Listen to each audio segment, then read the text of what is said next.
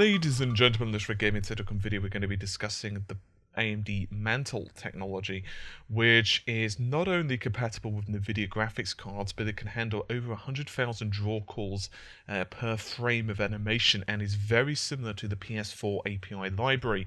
Now, if you want a lot more information on this, you can also check out the article that I've written, which has a lot of various slides from AMD, so it can give you a lot more information on the inner workings. So I'm sure you'll be aware that AMD have been busy little bees recently. Not only are they heavily involved in the next generation with producing the chips for the PS4 and the Xbox One, they're also creating the true audio technology, which funnily enough is also going to be very similar to the audio DSPs in the PS4. There's a lot on the channel and the website on that, by the way, so you can just search that out, True Audio. And we've also found out, of course, that they're going to be pushing very much so the Mantle technology. So let's discuss first of all the compatibility between Mantle and Nvidia. Obviously AMD and Nvidia are pretty much bitter rivals. Well, maybe not bitter, but they're certainly not best buddies. So it was fairly clear to many people that, you know, if you're like myself and you've got a GeForce range graphics card, you're pretty much, well, SOL, shit out of luck. It's just not going to happen. But that's not the case. They've actually released information. Once again, the images are available on the website, on my website, so you can just check out the link that shows it is actually complete and utterly multi-vendor. Now, I know what you're going to say. Why? Why would they do that? Well, there's actually a couple of reasons. Nvidia actually have a proprietary piece of technology known as Physx, that's P-H-Y-S-X, which basically is hardware accelerated physics. So certain titles do work for it, for example Borderlands 2, the Arkham series games and others as well, but they're few and far between, quite honestly, and when they do work it looks very impressive and awesome. For example, smoke, lighting effects, blah blah blah, look pretty excellent. The problem is pretty much, you know, let's say you're 50% of the market own a Nvidia graphics card. That means that, well, 1 in 2 people can enjoy the effect. So a lot of games developers haven't continued to push that. So what they're basically hoping, AMD, is that, look, if we are not only running good PR by allowing Nvidia to use this proprietary piece of technology, but also increasing the likelihood that the games developers are going to use it, it's only going to be a positive and good step for us. Indeed, on one of their slides, it says, and I quote, "Mantle is designed to be a thin hardware abstraction layer and not tied to AMD's GCN architecture," which in my opinion is really good. Of course, it's down to Nvidia and whether they wish to A, adapt it, B, what they have to do. For example, it could just be that they have to change a few things regarding their drivers, or they may have to completely rewrite the drivers, or it may have to be the next generation of Nvidia graphics cards. Maybe even not the next generation, maybe they're too far along with development, so it could be the generation after that. It's still unknown. But regardless, no doubt Nvidia are having some discussions going on over the last couple of days, maybe, you know, for the next couple of weeks, and they're going to be saying to themselves, you know what, let's discuss this quite heavily. Why? Well, why would they be so willing to push the technology? Well, get ready for it. The next 2 points are pretty big. First of all, the PlayStation 4's library, the graphical library, how the PS4's graphics are drawn and so on, bear a lot more in common with Mantle than what they do DirectX 11. So this was actually spoken about during AMD's APU 2013 presentation, and for example, they're going to be using Frostbite's design, and they're saying that it's actually going to be used on these key pieces of technology. It's going to be designed and focused to be optimized for them pieces of technology. And we know that DirectX has many issues. Once again, the previous videos and articles I've done on Mantle go into a lot of those, but suffice to say, and just to kind of clarify it, the main reason is basically that CPUs aren't able to give enough data to the GPU fast enough. Why? Well, despite the fact having them multiple times more powerful than a console, generally speaking, the issue is that DirectX is such a thick abstraction layer, it requires so much calculation to basically, it's burying it in red tape. Let's just go with that. And the fact of the matter is, you're hitting maybe something like 3 to 5,000 draw calls on the current PC per frame. So let's say you're getting 5,000 draw calls per frame currently in a 60Hz game. That's not really what they want.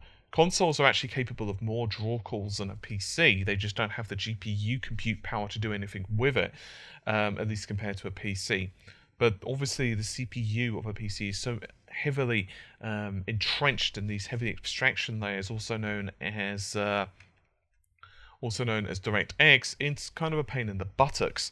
So what AMD are actually focused upon is they're actually targeting a rather amazing 100,000 draw calls per frame at a reasonable frame rate, but they're actually saying that this figure, 100,000, could actually be increased with optimization. So for example, you might be able to get 110, 130,000, who knows, the sky's the limit. And that is incredible, because if we're talking about areas which are densely populated with various different objects, you can imagine just how quickly you start to use up your call budget.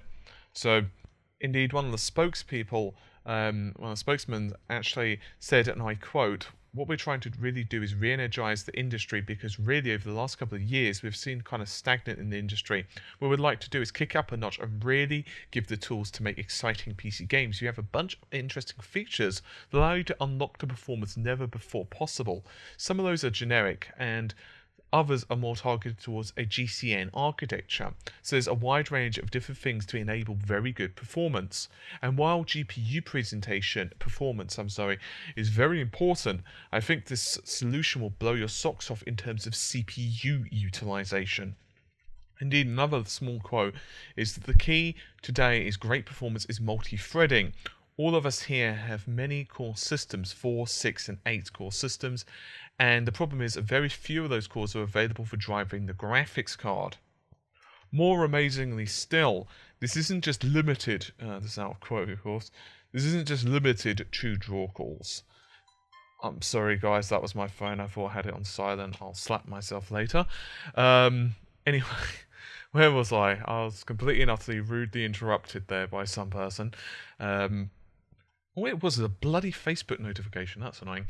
Anyway, as I was saying, this isn't just aimed at draw calls either, but it's actually higher batch counts.